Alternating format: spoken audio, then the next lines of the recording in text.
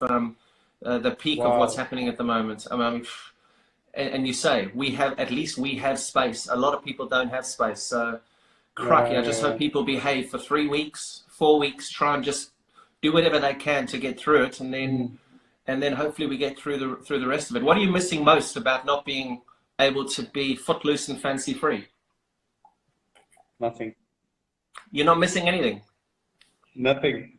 I just told my brother, apart from your barber. my brother messaged me 2 days back and he was like, I'm dying. So in our place in Gurgaon, near Delhi, we have a gym in the basement. He's never used the gym. And now he's in the gym every day and he's understanding the importance of that gym. So he told me I can't take it anymore. I need to go out. I'm just getting stuck in the house and it's difficult. He's with family as well, but people are just not used to being home. Yeah, And that's when I told him, welcome to our side of the world, welcome to our life. This is our life yeah, every day. So absolutely. we we are in isolation every day. That's true. Jesus, especially Yeah. especially you guys in India. I mean, at least here we can get out, and I think you love touring England and Australia and stuff where you can go to the beaches but I mean, in India, it's quite intense, isn't it? Yeah, it is. But to be honest, we're just grateful that we're home. We're in one place, with all the Mm, travel restrictions. Now imagine if we were still on tour and stuck in some country and yeah. could have been very, very difficult for everyone around, just stuck in different parts of the world. And I wanted to ask you, what's been the mindset of people in the UK? How are they dealing with the situation? How are they looking at things? And is there panic? Is there sort of Mate, there confusion? has been a reasonable amount of panic. I think people stockpiled for the first week or two a couple of weeks ago. Hmm. I mean, I don't understand the situation at the moment. We live on the flight path at Heathrow, and you can still see some airplanes in the air. I saw one of the airlines grounded their fleet recently. Yeah. British Airways were talking about letting go of 30,000 people on leave at the moment, and so I mean, I still don't understand how they haven't completely closed the borders here yet. When I came back from shooting that documentary a couple of weeks ago, there was quite a Hmm. big outcry. I flew in from, where was I? I was in, where did I fly? It was Mumbai or Delhi. I flew in from somewhere and I walked straight through the border. No one's checking temperatures. At least in India, they were checking our temperatures. Before I even went into the hotel in Delhi, we had our temperatures checked. Everything was being checked, but it was very lackadaisical here. And apparently, it's still the same way at the borders, which is, I mean, it's crazy to think it's going on like that. Crazy. And the numbers are just going, they I know skyrocket, that's skyrocketing. strange to hear. Honestly, our response has been quite good. I mean, Yep. apart from few people that you would have seen the videos who haven't really respected the guidelines being Yeah. laid out, and I just don't understand how that happens because if you're looking to address a larger issue, there's a thing of unity that Mm, everyone should have, which unfortunately hasn't been the case with have taken it on board, but still those mm, 20% can be a huge, huge issue going forward. As you said, the spike is immense going into week 3 and 4. So I just hope that yeah. people, get some sense into them and just How are stay you on the training? same Are as. you training? We actually got all our stuff put into a big car and we got our stuff here. Everything that Mm. because I knew that if this goes on for longer, you still need to be able to train, and so I've got my lifting Olympic bar and plates, and there's a little garden to run around, and All right, so E-man. yeah, All right, E-man. me and Anushka have been training well. Mate, Yes. I've seen it. Don't call it an Olympic bar. You need to be calling it something. Because the last time I saw legs like yours, they were hanging outside the nest. Little pencil legs. Here they are. You know, it, Little pencil legs.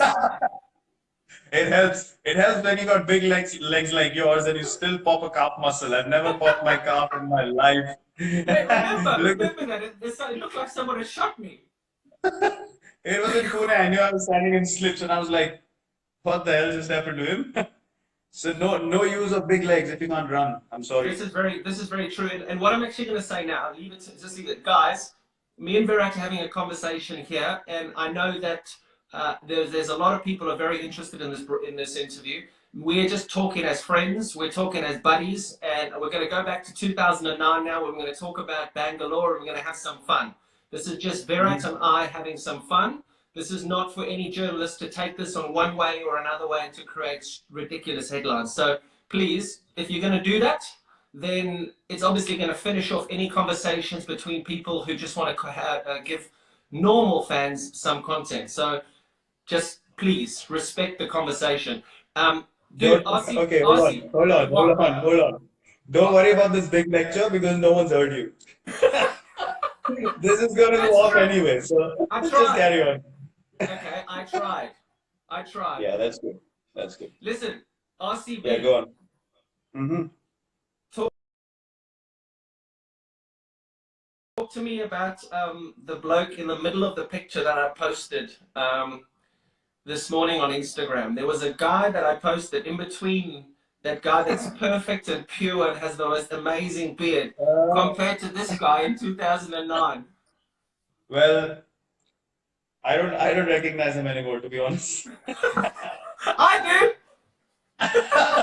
I know you do. I know you do. Yeah, I know. I know. Good old days, but we had a lot of fun. We We, had amazing times together. I think right from 2008.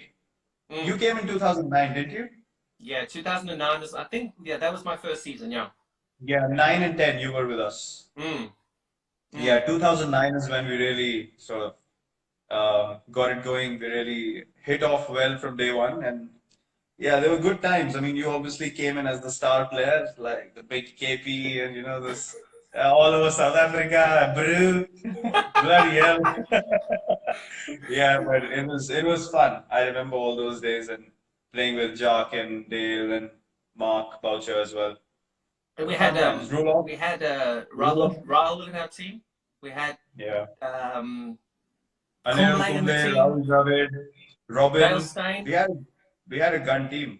Yeah. Manish came on board. Manish Pandey he got a century in that season. Remember, he got a century there at Centurion Park. Yep, yep. You What were know you was the learning? most. You What were you remember learning? Jesse Ryder and Rulof Vandermerv? I forgot about those two. Jeez, You we won't cannot tell the forget story about both about of Rudolph. them in that season. They were the highlight of that whole season. How can you forget both of them? That's They true. were bad news. They were bad Um, news together. Justice. That were for that. Rudolph won him over. You gave him anything that looked like a bottle of wine, and he just turned into somebody who was. Oh my goodness. It I mean, was. the Yeah, kind of that things was he's done, funny. I can't really talk about them. Every single time um, I get asked a question about you, I always refer to the questions, even though you were a bit of a in Yeah. 2009, you always sat next to the right players who you wanted to learn from the most. You had a very inquisitive brain when you were sitting next to the Callises, the Kumbles, the Drama. You just wanted to learn, didn't you? You just wanted to be the best player. Yeah, I mean, it was pretty obvious. I mean, for a youngster having all of these people around yourself when you came in, you were at the peak of your career, and for me, it was just an opportunity to just absorb as much as I can. If I wanted to go higher and higher, I just had to do it. So yeah, it was a no-brainer for me. There's different ways you can look at the IPL. Nowadays, there are a lot of youngsters who still ask those questions.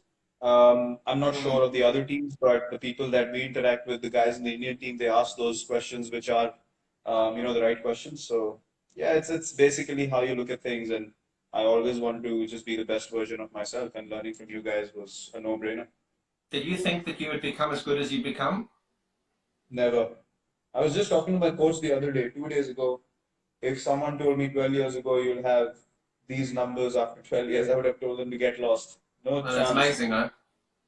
I mean, just God's been kind. If your mind's in the right place, if Mm. you're thinking about the right thing, you have the right kind of vision, Mm. and to keep following regardless of all the noise around you, the Yeah, results follow. If you yeah. look at the numbers and keep striving for the numbers, then the numbers go down, the career goes down, everything is lost. So what are That's you something that striving? I What do you strive for now? Every time you come out and bat, whether it be for RCB or for India. What like are you just you're just thinking end game is to win and how do I win this game? You're not thinking about anything. There's no other clutter. Not at all. Not at all. For me, the most important thing is how can I contribute to make my team win?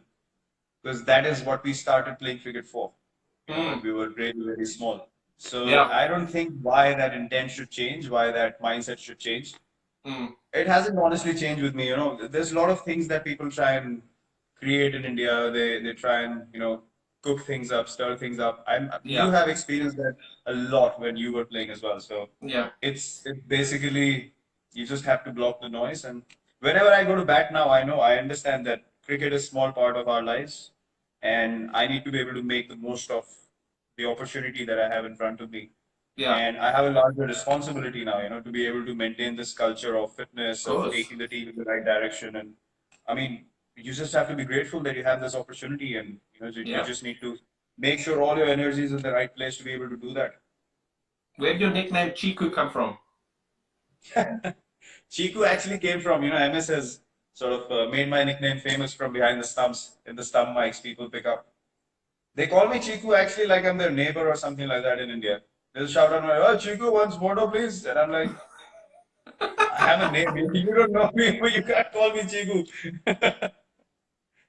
Jesus, so when this all finishes, you're gonna walk down the street, Chiku! Yeah, I get called out by the name of Chiku all the time. No one calls me Virat anymore. Either Kohli or Chiku. That's it. It's amazing, man. I come Um, to India and they all call me Peter. I'm saying, who the fuck's Peter? Peter! Peter! Peter! The fuck is Peter? no, I got this nickname by a coach we had in the state team, actually the Ranji Trophy, our first class teams. And I used to have big cheeks back then. And I had in 2000, I remember Sorry. You used to have what? big cheeks. Big cheeks. Cheeks, yeah. Thank you. Thanks for clarifying. I didn't hear you correctly. I had big cheeks back then. Yeah. In Big. 2007, I thought I'm losing hair. My hair's shedding. I'm having a massive hair fall. So I got my hair cut really short like yours now. I look like a clown and I have big ears. So my my cheeks stood out and my ears stood out.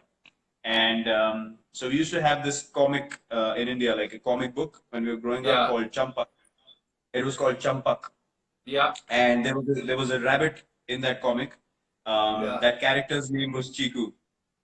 So the coach called me Chiku the rabbit because I had big ears. So that's where the nickname came from.